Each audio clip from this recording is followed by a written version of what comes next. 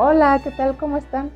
Bienvenidos a un relato más de los que puedes escuchar aquí en Anécdotas del Arte y la Historia. Mi nombre es Alsacia Herrera para el canal de Alsacia Hat y en esta ocasión nos vamos a remitir a una historia del siglo XIX que aparece en este libro de Los Plateados de Tierra Caliente de Pablo Robles. Bueno, esta va a ser una historia que nos habla de cómo se empieza a desarrollar un joven periodista en este duro periodo que vive la nación mexicana entre las guerras de Reforma y entre la invasión francesa. Unos le llaman la intervención francesa, pero digámoslo bien, era la invasión que nos vinieron a invadir los franceses. Entonces, esta historia va a ocurrir en el estado de Morelos y vamos a ver una serie de, de circunstancias que van a hacer que este joven de una familia bien, más o menos de recursos, en el campo, pues va a terminar siendo un periodista. Pero vamos a ver qué tipo de periodista. Así que vamos a empezar a contar que pues en aquel periodo de la historia, las personas o la población en México se dividía principalmente en dos grandes bandos. Por un lado está el bando liberal, comandado pues por el presidente Benito Juárez, su gabinete, los intelectuales que lo apoyaban y sobre todo con muchísimo apoyo popular de parte pues del pueblo, ¿no? Que votaron por él para que fuera presidente de México. Por el otro bando pues van a estar los conservadores, apoyados en su mayoría pues por las élites, por los poderes fácticos, eclesiásticos y económicos. Y pues bueno, no contaban con todo el apoyo del pueblo, ¿no? Solo pues eran como las clases altas que siempre van a ser una minoría. Pero había un tercer bando que no tenía pues bandera, no tenía ningún plan político. Su único fin que perseguían pues era dedicarse al robo, al incendio, al rapto y al asesinato. Esto se cebaba muchísimo este bando pues en los pueblos indefensos, en los caminos donde dejaban todo lleno de luto y consternación. Y pues esto era la plaga de las bandas de asaltantes. Oh, sí. Y una de estas bandas pues era esta llamada Los Plateados y que operaban justamente en la Tierra Caliente del estado de Morelos, o sea, aquí cerca de la Ciudad de México. Pero bueno, les llamaban así porque esta banda de asaltantes pues llevaban adornos de plata en toda su vestimenta. Claro, esta plata pues era fruto de los múltiples atracos que cometían a familias ricas, a iglesias, los ahorros de las viudas, con todo mundo arrasaban. Entonces, esta plata la van a transformar en bordados para sus chaquetas de gamuza, en grandes botonaduras que van a poner a los costados de sus pantalones, que al ir caminando pues van sonando como cascabeles que ahí tintilaban ahí, y también en las puntas de las botas, en las espuelas, en las correas de los sombreros, el cintillo, las hebillas que usaban que era de gran tamaño, exageradísimos, rayando en el mal gusto. También las culatas de las pistolas tenían que ser de plata, incluso las riendas para los caballos también pues eran unas grandes cadenas de plata que se habían robado de los incensarios de las iglesias que atacaban. Entonces bueno, todo era así y en un derroche de este metal precioso, pero en un muy mal gusto, lo cual pues nos recuerda a nuestros actuales narcotraficantes, que sabemos que pues sí, de repente llegan a rayar en estos lujos extravagantes, pero pues tienen muy mal gusto, ¿no? Pero bueno, así es que les van a llamar los plateados, porque ya desde lejos veían en los caminos los brillos y todos salían corriendo, porque ahí vienen los plateados, o en la noche se oía todo este tintilar de la plata, ¿no? Golpeándose, que es muy musical, pues ya los escuchaban y todos así, a huir, a esconderse, a esconder a las hijas, a las señoritas, porque a todas las raptaban, maltratándolas horrible, incluso hasta las lazaban, y así se las llevaban arrastrándolas atrás del caballo. A las pobrecitas, todo mundo peligraba, a todas las casas las quemaban, a todos pasaban a cuchillo. Terribles, terribles estos plateados. Entonces, pues este aborto político, como les llama Pablo Robles, el autor del libro, pues llegó a formar un grupo de más de 500 hombres y todos a caballo. Entonces eran un azote tremendo para la región, pero pues pese a todas las atrocidades que cometían con estos pobres pueblos indefensos, pues el gobierno no podía llevarles ayuda. ¿Por qué? Pues porque estaba ocupadísimo en defenderse o en estar atrapados en esta guerra sin tregua a la que los tenían sometidos los del Partido Conservador, que pues eran muy clericales, querían recuperar sus fueros. Entonces siempre estaban ahí atacando al gobierno en una lucha encarnizada y sangrienta, muy agresivos, porque pues luchaban con el fervor del fanatismo religioso, que les decían, nos quieren quitar nuestra religión, ya no vamos a poder adorar a la Virgen, y todos, no es posible, ¿cómo nos van a quitar la religión? Siempre estos partidos conservadores están recurriendo al mismo discurso todo el tiempo para pues alarmar a estas personas.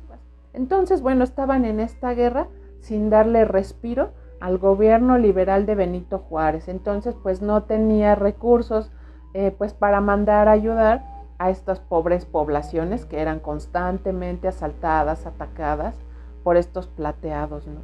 Pero bueno, este libro, aparte de que nos pasa esta trama de cómo eran de nefastos y de desgraciados los plateados de Tierra Caliente, pues es un retrato de lo que se vivía en esta lucha ideológica de estos dos bandos. Aparte de que te relata la campiña de Morelos y todo esto así muy bonito, muy idílico, pues también nos habla un poco de política. Hace mención de que, por ejemplo, en que había parientes que se odiaban a muerte, no se podían ni ver, se dejaban de hablar para siempre porque pertenecían a bandos contrarios. O por ejemplo, que las señoras conservadoras detestaban el color rojo.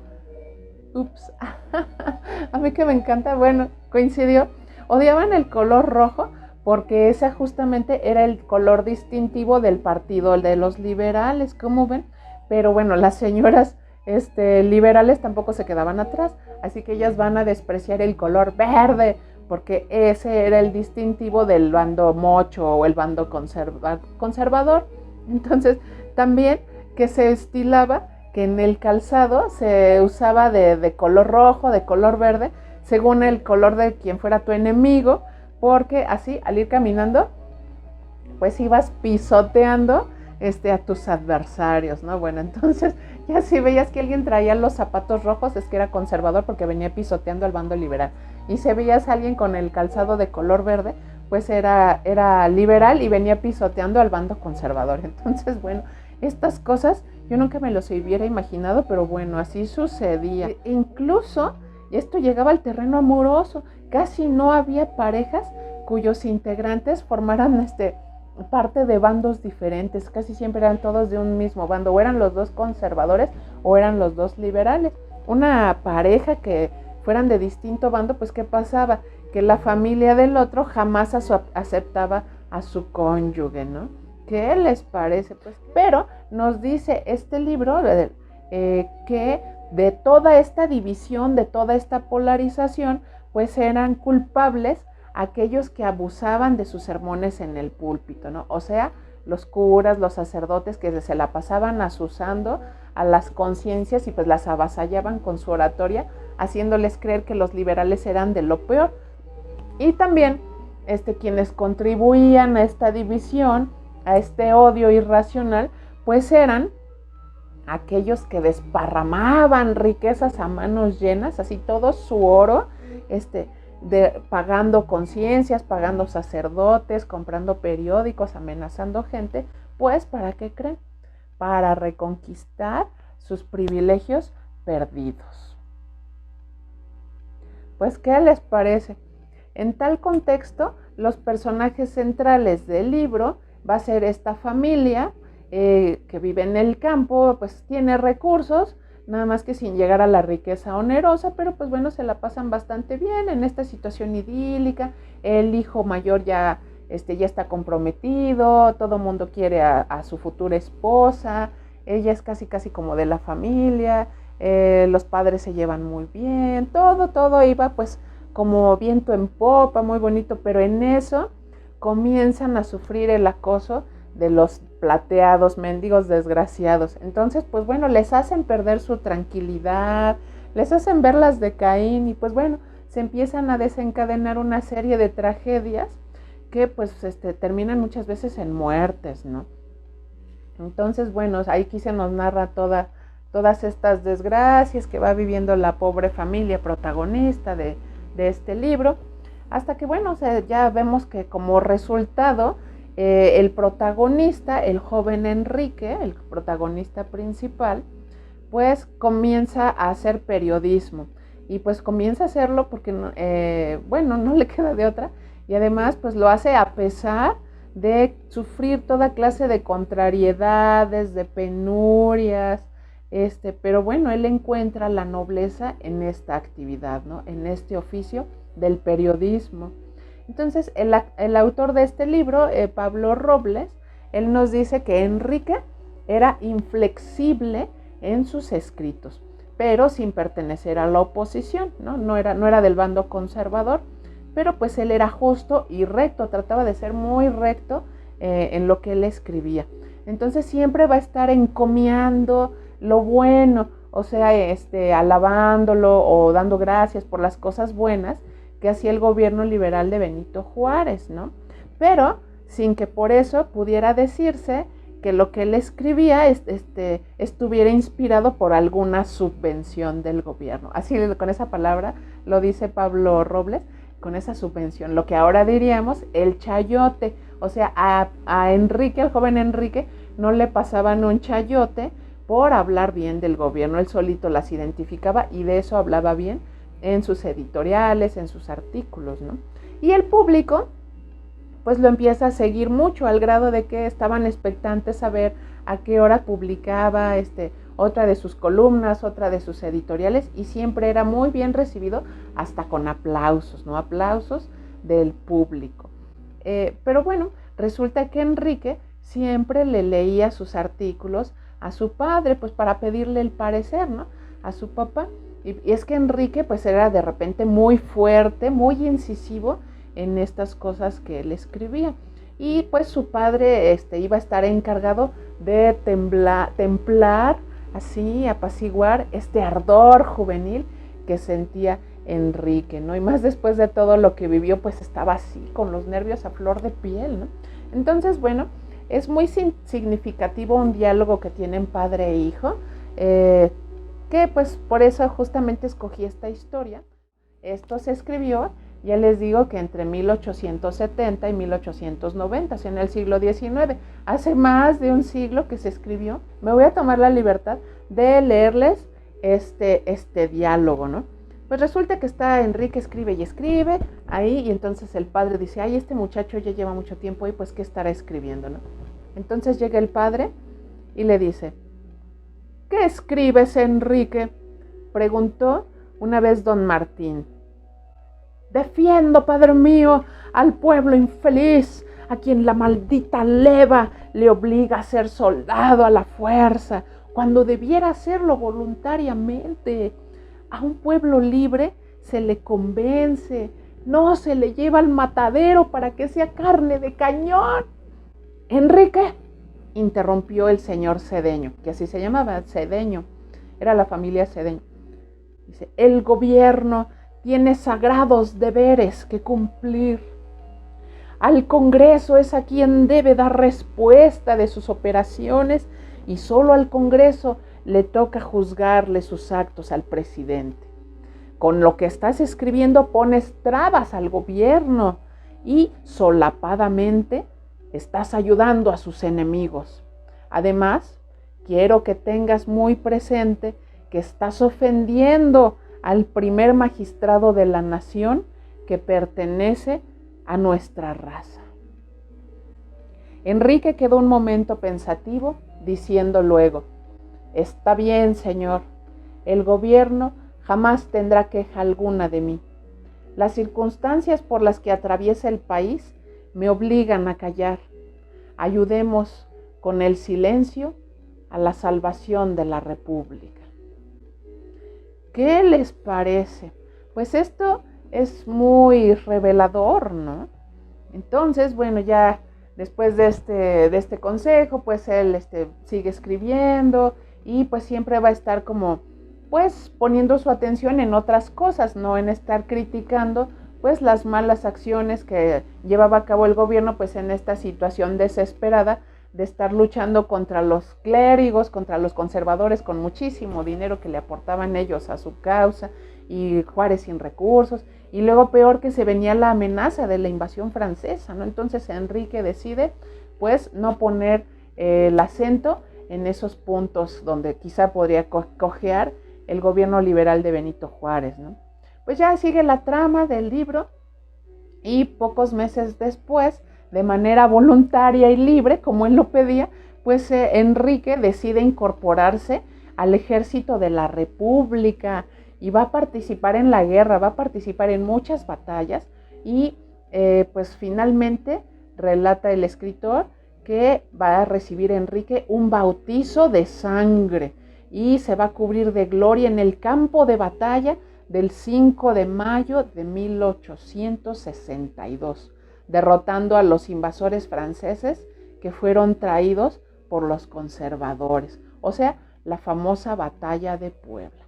Ahí va a estar luchando, arriesgando su vida, ofreciendo su sangre por su patria. O sea que no solo hizo servicios a la patria escribiendo, ¿no? Sino que también participó junto a todos sus demás hermanos, fueran soldados de leva, fueran voluntarios, pues él también fue a luchar. No se quedó ahí atrás de un escritorio viendo las cosas y criticándolas, ¿no? Esta novela se escribió hace más de un siglo, pero nos deja un gran mensaje para nuestros días.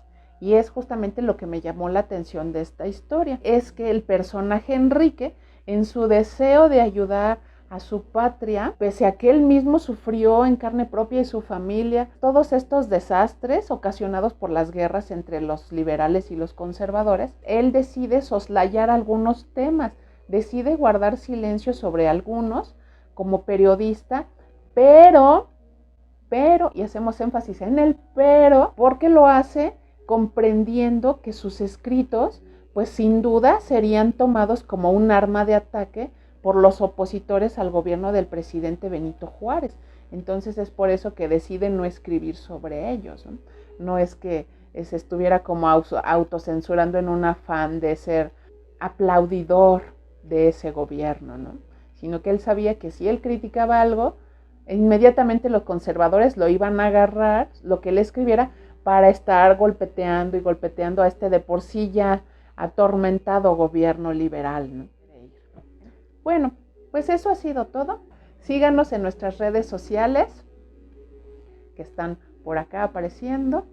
Denle like a este video y suscríbanse al canal de Alsacia Heart. Compartan. Ahora sí, nos estaremos viendo en el siguiente relato. Hasta pronto.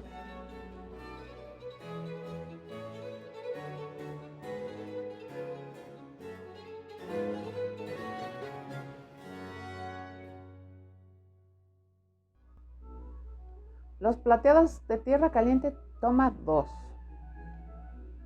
Hola, ¿qué tal? ¿Cómo están? Bienvenidos a... ¡Ay, otra vez la regué! ¡Ay, qué barbaridad! No es posible. En el bando de los liberales, pues ya sabemos que estaba comandado por Benito Juárez con todo el apoyo de intelectuales, pues sí, liberales. Ajá, otra vez. Toma 3, los plateados de tierra caliente. Hola, ¿qué tal? ¿Cómo están? Bienvenidos a un relato más de los que pueden... ¡Ay, otra vez! No es posible, ¿por qué me equivoco?